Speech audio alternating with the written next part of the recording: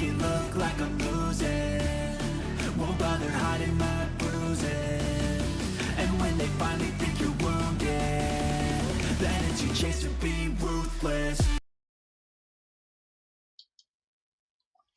Hey guys, welcome back to my channel. Mean Ren here. Today we're doing something different.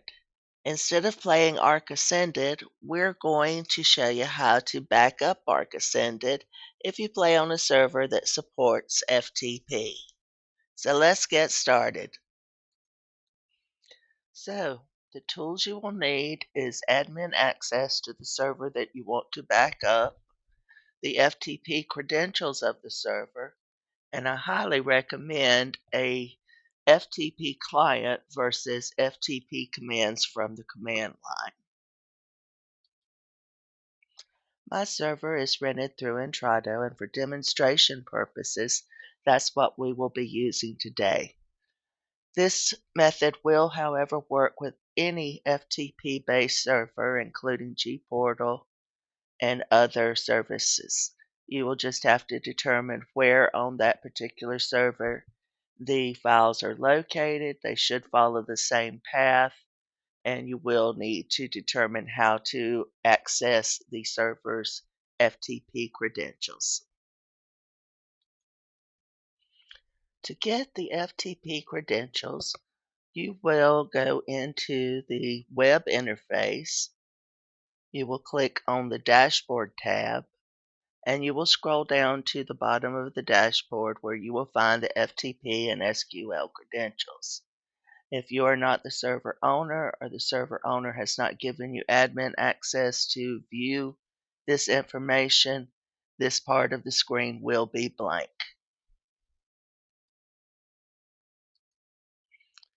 Please note that due to security, I have blanked out our relevant information. However, on your screen, this information will appear. The FTP client that I use for connecting to my Intrado server is called FileZilla Pro. FileZilla Pro is a paid version, and there is a free version as well. Both versions offer the ability to save your connection content into a directory listing, so you do not have to copy and paste the info each time. However, for demonstration purposes today, we're just going to do the copy paste method and show you how to do a quick connect. On the local pane, which is your PC, in your download directory, create a folder and name it whatever you like, whatever makes sense to you. Go ahead and enter the folder, and inside the first folder, create a second folder and name it Saved Arcs, because this is the name of the folder where all the game files are stored. And go ahead and enter it as well. To connect to the FTP server from the FTP client, we go back to the web interface on Intrado. And in the FTP section, we copy the host name, the username, and the password one at a time and paste it into the FTP client. Please note that on the web interface, there is a copy icon in front of each that I've highlighted with an arrow. Simply click it and the information is copied for you. Go to the FTP, place your cursor in the field and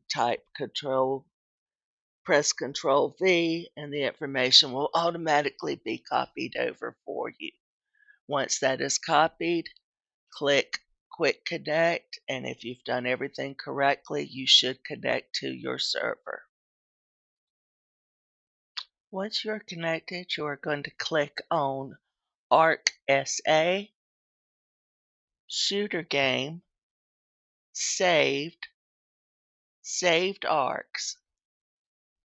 Now I want to point out that at this point in the structure tree, directory tree, you're going to notice a new folder has been added on ASA, and this folder is the map name, which you have to drill down one more to get to the files. On ASE, you would find all the game files here, not one down. Um, Once we drill down, we will see the game files. We want to make sure they're sorted by file name in ascending order to bring the important ones to the top. And the ones we are interested in are the player files and their backups, the tribe files, their backups, and the map file.arc, which in this case is island_wp.arc. If there are custom paint files, there will also be a subfolder for that. Can't remember the exact name of it, but it will be something to the effect of server paint cache. And it will be at the very top of the list, so be sure to grab it also. Everything else in this folder is a backup, a compressed backup made by Entrado of the files I just mentioned. They're used when restoring through the Entrado user interface to a certain date or time. We don't need those files, so we are going to skip them. We're going to start by highlighting the game.arc file. We're going to hold our shift key and scroll all the way back up to the top, where we're going to click the first file, which will either be a player file or the server cache, paint cache file that I mentioned. And by holding our shift key, every file in between will be highlighted. We're going to drag those over to the local pane into the saved ARC directory that I indicated and wait for them to transfer. Now, remember, if you're restoring or rebuilding an ASA server, remember to put the extra folder in and to restore to that folder, not directly into the saved ARCS file. Once all the files have transferred, you're going to now drill back up by double-clicking the little folder icon at the top with the up arrow. You need to keep going on the server side until you get back into the saved directory where you see the folders called config and saved arcs. On the local side on your PC, you're only going to have to go up one level where you see saved arcs. Now we're going to grab the config files. We're going to click on the config, double-click the config folder. We're going to drill down into Windows Server. Crashed files is only used to restore a server or reinstall a server from scratch, so it will completely overwrite everything. Do not use it. Please be very cautious here. You're going into Windows Server, and you're going to pick up your game.ini and your game user settings.ini. And again, using your shift key, you're going to drag both of those over into the local pane.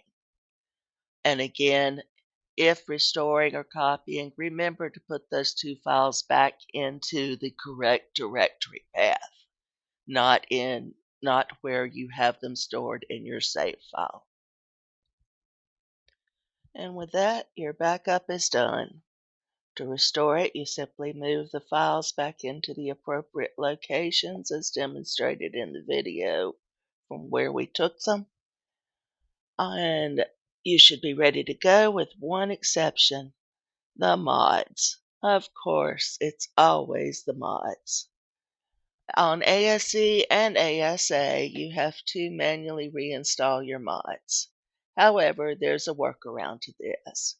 Go into your game user settings.ini file, search for the active mods equal line under server settings, and there will be a line of numbers. Copy just the numbers, and then go into the CurseForge page tab of the web interface, and on the active mod line, paste that line of numbers from the game user into the active mod field, save it, stop and start your server, and all the mods will reinstall automatically.